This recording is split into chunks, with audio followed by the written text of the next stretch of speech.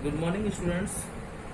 This is your computer class, and as you know that in our previous class we have started lesson number 1, that is internet services. We have understand many kinds of points from this lesson, that is finding people on internet, searching and protocols and their needs. So today we will discuss about next part of this lesson, in which we will understand about other services of internet. So students, this class is fully theoretical class, so kindly keep your computer book during this class. So let's start this class. Students, today we are going to understand about some other internet services like chat, video conferencing, e-learning, e-banking, e-shopping, e-reservation, e-groups, social networking, blogs, Usenet and Telnet. So let's start to understand one by one. Chat. A chat is an online conversation in which we can instantly send messages back forth to one another. When a chat session begins, the text typed by the sender gets displayed on the receiver's monitor and vice versa. So students, we have performed many kinds of chatting in various kind of applications and softwares. So we have various type of chat available on the internet, and one can chat through an instant messenger, a chat room, a chat website. Okay, there are some example like Google Talk, MSN Messenger, Skype. We can use that for chatting. We can chat text as well as voice as well as video chat also, and we can also do group chat, which enables multiple people to connect and converse together in the same way in the chat window. So these are called chat rooms. Okay, next, video conferencing. You know about video conferencing. It involves the use of video cameras that are connected to two or more computers. Images and sounds are then sent through the internet, where users not only hear each other but can also have a face-to-face conversation. So students, this technology is mainly used for virtual meetings among a group of people to discuss political, business, medical and social affairs. Video conferencing is very useful for the hospital as well as the business organization for discussing about various kind of medical cases and their products. Now, e-learning. E-learning means electronic learning. It refers to a wide range of applications and processes designed to deliver instruction through electronic means. We know that internet is a huge collection of information. It provides us online medium where millions of web pages can solve our queries. So we have a facility to download study materials from universities, and e-learning can be implemented using the internet connection, a network or intranet. So today we are taking online education. This is the benefit of internet, that we are taking virtual classes today. Now, e-banking. E-banking stands for electronic banking. It is the way of performing bank transaction using internet. So today a customer can do a number of things using e-banking, such as he can check the amount of his account, he can apply for FD, transfer the money, apply for loans, etc. So students, this is very easy to perform e-banking from your home. You can do all kinds of transaction, but there are some main transaction that for that you have to go in the home branch also. Okay. Next is e-shopping. E-shopping, you know that today we are doing online shopping. It is also called online shopping. It is the process of shopping done over the internet. So both product and services can be purchased by online shopping.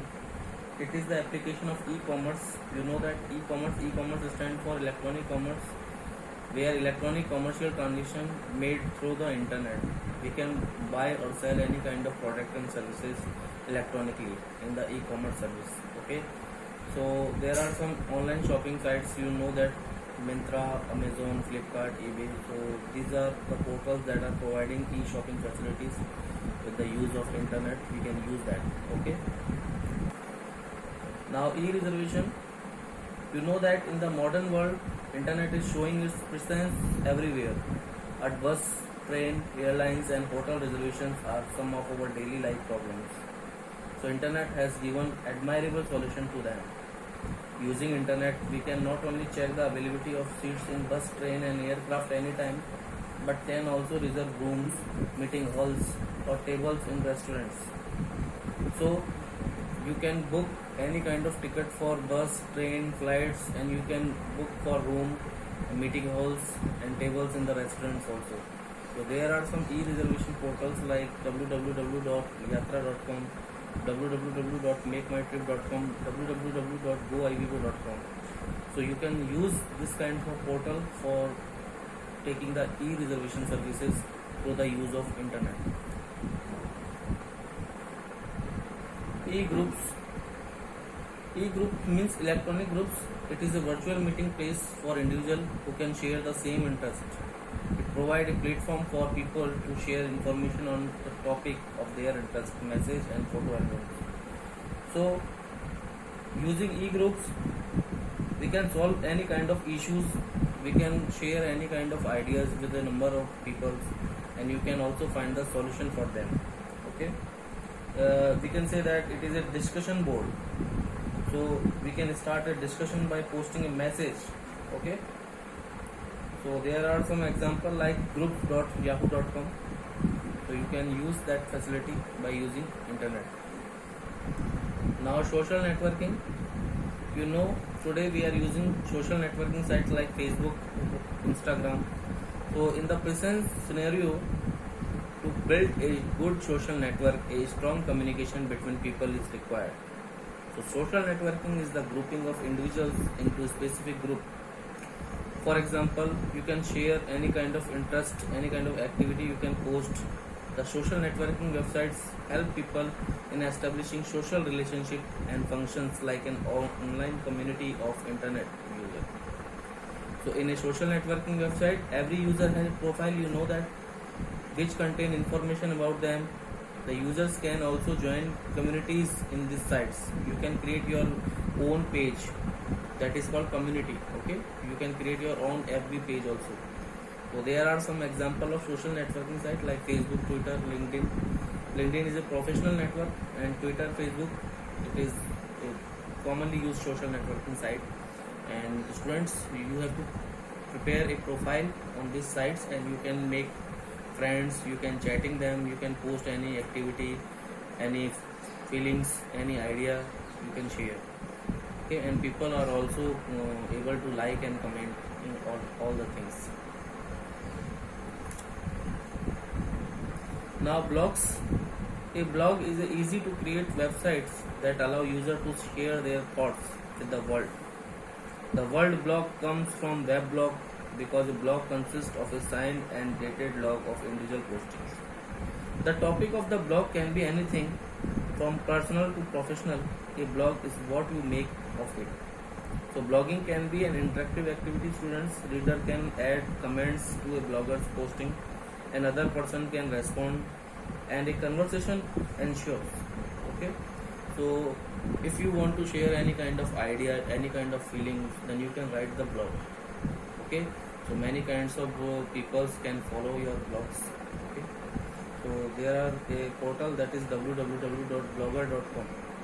In this website you can share your ideas, you can write your blogs. Okay. Today in modern life, blogging is very popular. We can share any kind of ideas in the point of political issues or social issues also.